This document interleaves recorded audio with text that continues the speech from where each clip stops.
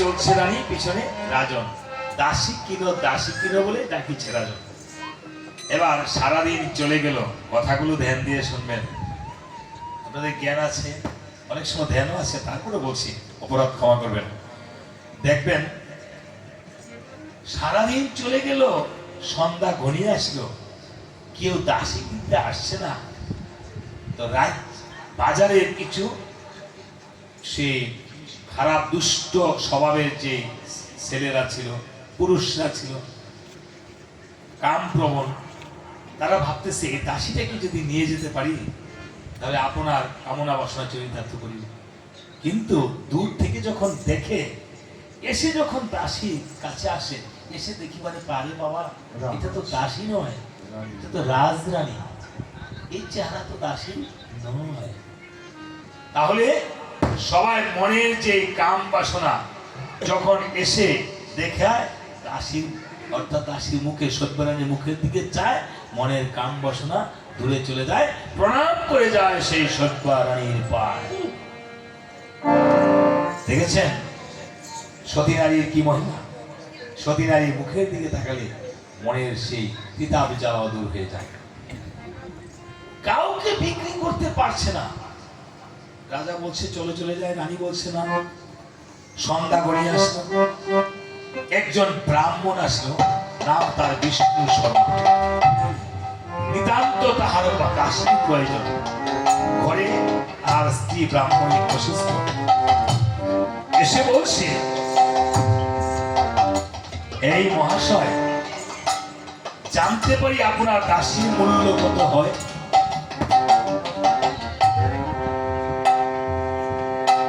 এমনি করবো গান, আধা ঘন্টা পরে আবার আমরা উঠতে যাবে না। জানতে পারি দাসীর মূল্য কত হয়? রাজা বলছে, দেখেন, নারীর মূল্য বেশি না পুরুষের মূল্য বেশি? মা, এই জগতে নারীর মূল্য বেশি। মার মূল্য বেশি না বাবার মূল্য বেশি? হ্যাঁ, মায়ের মূল্য বেশি। কেন? ভক্তি পানা মায় আগে পাও না, তো মারা সবসময় সার দিয়ে চলে, তো বাবার আগে ভক্তি করে। এই জন্য বাপের আগে করে না, বাপে আগে কোনোদিন ভক্তি মানো না।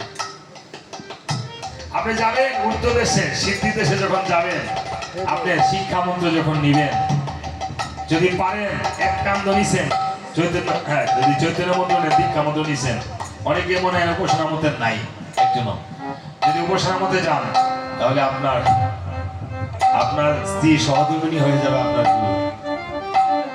নারীরা গুরু হয়, আপনার ঘরণী হয়ে যাবে আপনার গুরু, তাই না? আপনি যদি বৈষ্ণব হন, কাজে নারীদের এই জগতে মর্যাদা বেশি। যত দেবতার মধ্যে সবচেয়ে বেশি নারী কালী, লক্ষ্মী, সরস্বতী, শীতলা, মা। এই জন্য বলছে, নাই জানি মিথ্যা প্রবঞ্চনা, আমার রাশির মূল্য হবে 4 কোটি সোনা। স্বর্ণের দরকার কয় কোটি? 4 কোটি। আরে না, 7 কোটি দরকার, 7 কোটি। তাহলে রাশির মূল্য চাইছে 4 কোটি। এবার নিজের বেচলো 3 কোটি। কেন? 3 কোটি মানে 17তম। আমাদের মধ্যে 17তম গুণ বেশি পুরুষের মধ্যে, নারীর মধ্যে কম। বলছে 4 কোটি সোনা বেশি নয়, তবে আমার কাজটা করতে পারলেই হয়। মাগো, তোমার বেশি কোনো কাজ নেই। কি কাজ? ঘরে তোমার ব্রাহ্মণ মা, অর্থাৎ আমার পত্নী অসুস্থ, মা রেখেছে। কি ব্রাহ্মণে মা রেখেছে? বলছে আবার সহধর্মিণীকে তুমি সেবা শুশ্রূষা করে কি করবে? ভালো করে তুলবে মা। ব্রাহ্মণী বলছে, হ্যাঁ বাবা, আমি যদি আমার ভগবানের কৃপা থাকে, আমি আপনার সহধর্মিণীকে, আমার মাকে চিন্তা করবেন না। তবে একটি কথা, দেখেন কথাগুলো, কাঠটা হাতে নিয়ে আমার কথাগুলো শুনেন মা। হ্যাঁ, দেখ দাও ভাই, সুবিধা নেই, কিন্তু আমার কথাগুলো শুনেন। বলছে আপনি যখন আমাকে পিতা ডেকেছেন, আমি আপনার কন্যা, তাহলে পিতা গো ওহি মনস্তাপ, আজকে থেকে হলে আপনি আমার ধর্মত্ব। পিতা কন্যার সম্পর্ক ছাড়া, আরে দিবেন আপনি ওইদিকে তাকান কেন?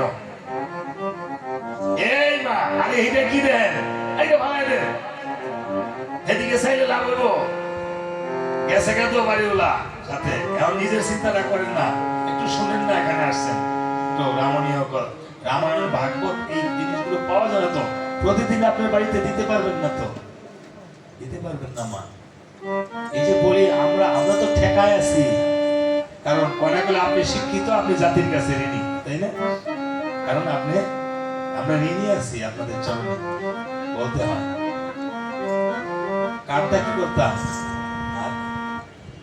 এখন বলছে যে পিতা গো কহি মনস্তাপ, আজকে থেকে হলে আপনি আমার ধর্মত্ব বা পিতা কন্যার সম্পর্ক ছাড়া যদি অন্যদিকে রাখেন মন, ধর্মকে সাক্ষী রেখে আমি তেজিব আপন জীবন।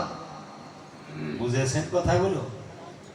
কর্ম থেকে ধর্ম বড়, যদি ধর্ম রাখতে বলা। ঠিক আছে মা, চলো দিয়েছে। ঠিক আছে দিদি, নমস্কার।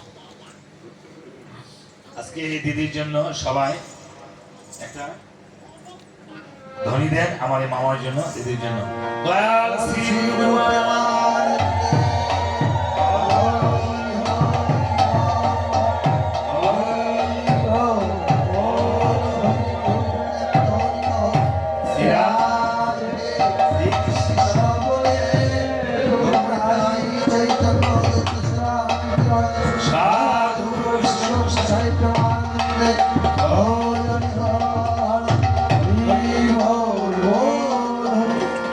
হরিশ্চন্দ্র পালা হলো সাধক দেশের পালা, আর তরুণী সেন পালা, রাবণ বধ পালা হলো সিদ্ধি দেশের পালা, আর পিতা পুত্রের পরিচয় লক্ষণ শক্তিশীল পালা হলো স্থূলের পালা। চারটা দেশ, স্থূল প্রবত্ত সাধক সিদ্ধি, চার দেশের চার গুরু স্থিতি। থাকলে দেহে কুপ্রবৃত্তি, তার হয় না রে উপাসনা। গুরুতত্ত্ব জেনে কোন মন সাধনা, গুরুতত্ত্ব না জানিলে তার হবে না উপাসনা। হ্যাঁ, কাজী চার দেশের চার জিনিসটা বুঝতে হবে। আপনার এই দেহের মধ্যে আপনি ক্ষণিকের জন্য এখন রয়েছেন কোন দেশে? প্রবত্তের দেশে। আপনি যখন এটা নিয়ে কাজে লাগাইতে পারবেন, সংসারে নিয়ে আপনার স্বামীকে ভালোবাসবেন, ভক্তি করবেন, আপনার সন্তানকে যখন এই কথাগুলো সন্তানের উপর অ্যাপ্লাই করতে পারবেন, তখন আপনি যাবেন সাধক দেশে। যখন সেই জিনিসগুলো কাজ হবে, তখন আপনি যাবেন সিদ্ধির দেশে। এখন বাহ, ব্রাহ্মণের ঘরে গিয়ে চলছে রানীসুদ্ধা। এই হরিশ্চন্দ্র ভাবে মনে মন, আমার আর বসে থাকার কিসের প্রয়োজন, আমিও দাস হিসাবে বিক্রি হয়ে যাব। বাজারে গিয়ে ডাকতেছে, আজ বাজারে নফর বিকাবে। রাষ্ট্রের আরেক নাম কি? নফর, চাকর। রামায়ণের ভাষা তো অনেকে বুঝে না। তখন সারাদিন চলে গেল, ওই যান, আরে আমার কাজ আছে তো,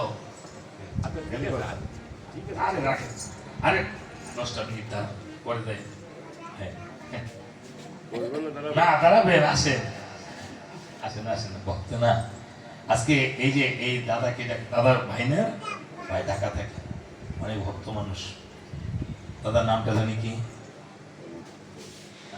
বাদল সূত্রধর।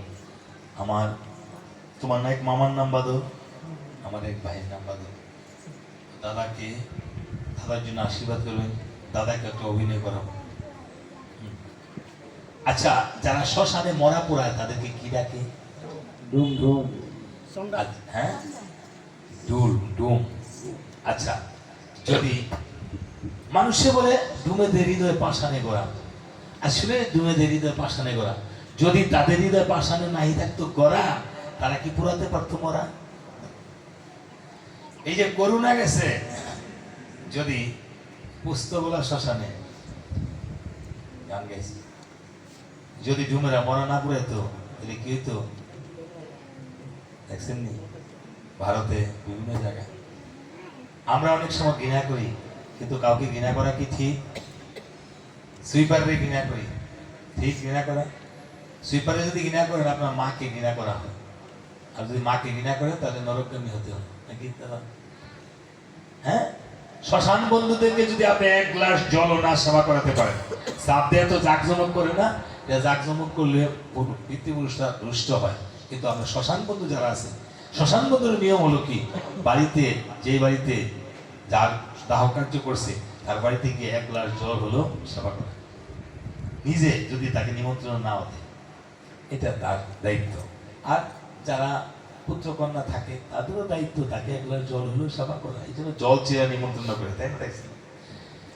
এখন আমার মা আমার হাত, তার হাত দিয়া এই আমার পায়খানা প্রস্তাব পরিষ্কার করছে নি, আর সুইপারে পায়খানা প্রস্তাব পরিষ্কার করে হাতে মোজা লাগায়, আর মাই নিজে হাতে করছে। তাহলে আমার মা বড় সিফার না? কুলিরে কিনা করি, কুলিয়ে মাথা বুঝা দেয়, তারে 50টা টাকা দিয়ে 100 টাকা দেয়। আর আমার বাপে মায়ের আসারা চাকরি করছে, মাথায় বুঝা বুঝে চাইলের বস্তা আইনা খাওয়াইছে। আমার বাবাই বড় কুলি না? এই জন্য এই জগতে বাবা কাউকে এই পৃথিবীতে ভগবান বলেছে চাতু বর্ণ ময়া সিস্টেম গুণকর্ম বিভাগস্য। আমি নিজে 4 বর্ণের সৃষ্টি করিয়াছি। আজ এই বর্ণকে, কোনো জাতকে কোনোদিন কখনো আমরা বর্ণ খেয়ে গেছি? হ্যাঁ, আমার কথাই বুদ্ধি হয়েছে এরা করি, তাই না? যাক, এক কালো ডুম এসে বলছে, এই মহাশয়, জানতে পারি তোমার এই নফরের মূল্য কত হয়? রাজা বলছে, তোমাকে তো নফরের মতো লাগছে না, রাজার মতো লাগছে, তবে আমার তো হ্যাঁ কিসের দরকার। এখন তারপর তুমি যখন আমার কাজটা করতে পারবে তো জানতে পারি তোমার মূল্য কত হয়? বলছে, নাই জানি মিথ্যা প্রবঞ্চনা, আমার দেহের মূল্য হবে 3 কোটি স্বর্ণ মুদ্রা। বলছে 3 কোটি স্বর্ণ মুদ্রা বেশি নয়, তবে আমার কাজটা করতে পারলে হয়। হ্যাঁ, কি সাজাইছি? হ্যাঁ, ডুম মানাইছি নি? হ্যাঁ, নাম্বার 1। আপনার কাজ পরিবর্তন হইবনি? হবে। এখন আপনার নামও পরিবর্তন হইব, হইতো না? আমারে কয়দিন পরে ডাকবো দাদু। হ্যাঁ, বুড়া কই যায় রে? বুড়া কই যায়, কয়দিন পরে লাঠি নিয়ে আবার ধরি পাচ্ছে তো, আর কয়দিন পরে ডাকবো মরা, তাই না? ওই যে বুড়া। এখন আপনার নাম পরিবর্তন, আমার নাম পরিবর্তন, সকলের নাম পরিবর্তন। বলছে, আমাকে লোকে ডাকে কালো ডুম। এই যে দেখো আমার বেশ পোশাকটা, এই যে আমার গদাটা, কোন ধরেন গদাটা বলেন, এই গদা দিয়ে, এই হলো আমার গদা, এই গদা দিয়ে, এই গদা দিয়ে আমি আমি মৃতদেহ পুরাই। মৃতদেহ পোড়াই। তবে প্রত্যেক মৃতদেহ থেকে প্রত্যেক মৃতদেহ থেকে হ্যাঁ থেকে 50 কাহন 50 কাহন করে নিবা। করে নিবা। হ্যাঁ, 1 কাহনও কম নিতে পারবা না। 1 কাহনও কম নিতে পারবা না। বলেন, আচ্ছা আচ্ছা, তোমার নামটা তো জানা হলো না। তোমার নামটা তো জানা হলো না। দেখেছেন? দাঁড়ান, বলেন যে আমার নাম হরিশ্চন্দ্র। হরিশ্চন্দ্র। মায়ের রেখেছি হরিশ্চন্দ্র। মায়ের রেখেছে হরিশ্চন্দ্র। তবে তুমি তুমি হরি টরি বলে রেখো। হরি বলি দেখো। হ্যাঁ, আমি তো তোমার দাস। আমি তো তোমার দাস। আমরা কি সবার দাস না? দাস কি দাস তো? দাস। আমরা কি দাস?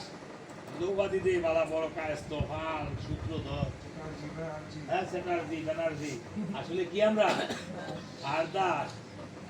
ভগবানের দাস হইতে পারছি সংসারের মায়ার দাস মই কই ভগবান তোমারে চাই কিন্তু অন্তরে দেয়া চাই এই আসল কথা ভগবতী ছাড়া কৃষ্ণ ছাড়া কৃষ্ণের চাই না দেয়া চাই বুঝছেন না হ্যাঁ এবার বলেন এটা মুখটা মাত্র কাছে দিই ছুটির কাছে লাগা বলে বাহ বাহ, তোমার চেহারাটা যেমন সুন্দর তোমার চেহারাটা যেমন সুন্দর, কথাগুলি তেমন মিষ্টি কথাগুলো তেমন মিষ্টি। হ্যাঁ তবে তবে হরি তো আর বাদ দেওয়া যায় না হরি তো আর বাদ দেওয়া যায় না। হরি রাখলাম ঠিক হরি রাখলাম কি, চন্দ্র দিলাম বাদ চন্দ্র দিলাম বাদ। হ্যাঁ তাহলে তুমি যখন আমার দাস তুমি যখন আমার দাস, আজ থেকে তোমার নাম রাখলাম আজ থেকে তোমার নাম রাখলাম হরির দাস হরিদাস। কি নাম রাখছে হরির দাস নাম পরিবর্তন এসে দিলাম হরিচন্দ্রের আমার নাম যেমন এক সময় ছিল বাবা এলইব দাদা তাইলে পরিবর্তন আপনার নাম হইব একদিন দেবো পুরা হয়েছে নি পরিবর্তন নাম এই জিনিসগুলি চিন্তা করবেন বাহ এই নাও তোমাকে কথাটা দিলাম আর এই যে আমার বাড়ি এই বাড়ি থেকে তুমি প্রতিদিন কি করবা দেবানন্দ মামা অর্থাৎ আমার বাড়ি থেকে সেবা করে এসে 50 কাহন করে নিবা প্রত্যেক পাড়া থেকে একটা কাহন যেন কম হয় না হ্যাঁ বেঁধে দিয়েছে বান্ধেন বেঁধে গলা খানা তুলে দিয়েছে চলে গিয়েছে যান কাজ করে